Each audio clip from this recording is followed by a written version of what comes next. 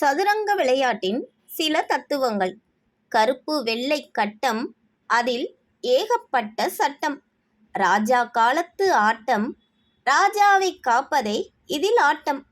முன்னால் போகும் காலாட்படை, குறுக்கே பாயும் மந்திரி படை, தாவி குதிக்கும் குதிரை படை, ஏறி மிதிக்கும் யானை படை, கட்டுப்பாடு இல்லாத ஒற்றை ராணி, வாழும் வரை போராடு, கட்டம் சரியில்லைன்னு சொல்லாதே, பொறுமையாய் காய்களை நகர்த்த வேண்டும், நாம் எங்கே தவறு செய்வோம் என்று ஒரு கும்பலே காத்திருக்கும். அதிலும் ராணிக்குத்தான் முழு அதிகாரம்.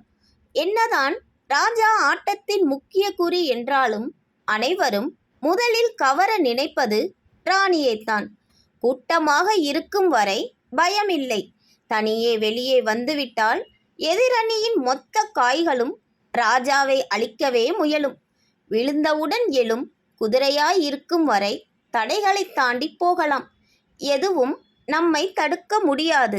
ஏதோ ஒரு மூலையில் ஏதோ ஒரு சமயம் நாம் வெட்டாமல் விட்ட காய் சரியான நேரத்தில் நமது முக்கியமான காயை வெட்டும் போதுதான் தெரியும் யாரையும் அலட்சியமாக நினைக்கக்கூடாது என்று.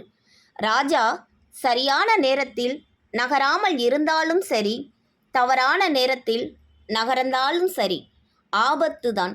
மண்டை பத்திரம். நம்ம ராஜ்யத்தில் எப்போதுமே ரணகளம்தான். மான்கராத்தை தெரிந்திருக்க வேண்டும்.